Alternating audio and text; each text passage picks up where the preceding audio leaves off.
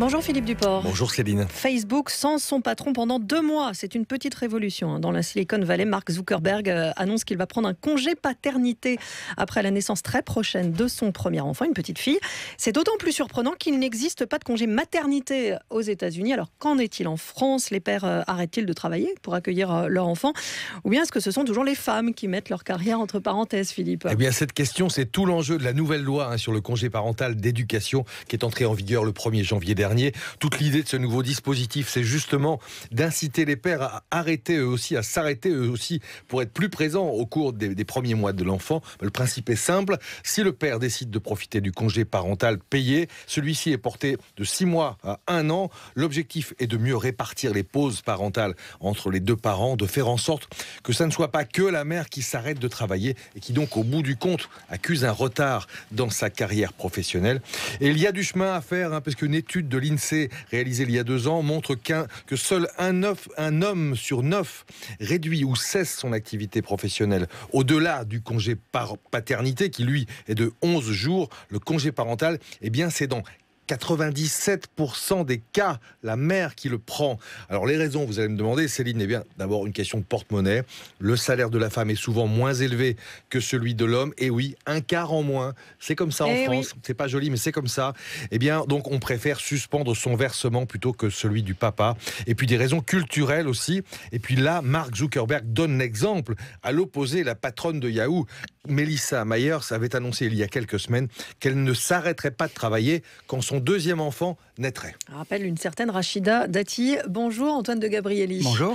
Vous avez lancé le mouvement Mercredi, c'est Papa. C'est un réseau d'hommes qui militent pour l'égalité homme-femme dans les entreprises. Que pensez-vous de la décision du patron de Facebook ?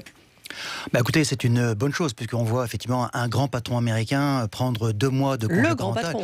Oui, un très grand patron emblématique. Donc déjà, c'est un message fort adressé aux collaborateurs de son groupe. On peut le faire. C'est une règle, c'est une possibilité qui est offerte dans l'entreprise, mais on sait que pour les hommes, tout l'enjeu, c'est de profiter de cette possibilité. C'est de ne pas se sentir mal vu. Mal considéré.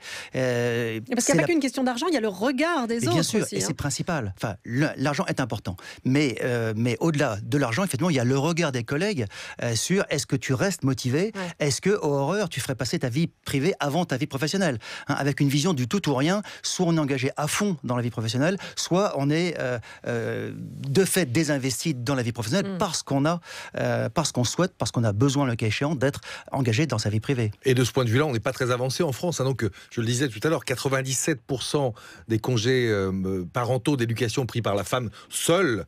On est à l'âge de glace, non? Alors, on est à l'âge de glace, oui et non. De fait, vous le disiez, 3% d'hommes seulement. C'est d'abord l'enjeu économique qui s'oppose aux couples. Les couples sont très rationnels, beaucoup plus rationnels qu'on l'imagine.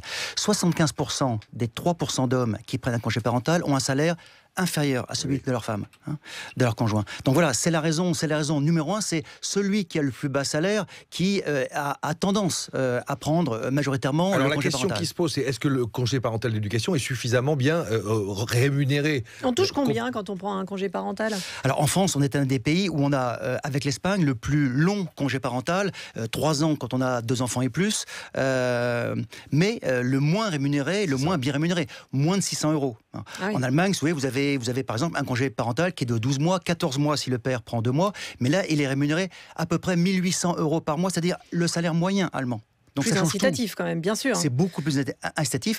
Notre choix français est un choix très particulier, un long congé avec une faible indemnisation. Ça pousse beaucoup le salaire le plus bas à prendre ce congé. Et forcément. Donc, statistiquement, de loin, celui des femmes. Merci beaucoup d'être venu, Antoine de Gabrielli. Je rappelle que vous avez lancé le mouvement Mercredi, c'est Papa. Et que Mercredi, c'est Papa a lancé le programme Happy Men, qui est ce réseau d'hommes. C'est un réseau d'hommes engagés pour l'égalité professionnelle dans les entreprises. Qui n'existe toujours pas.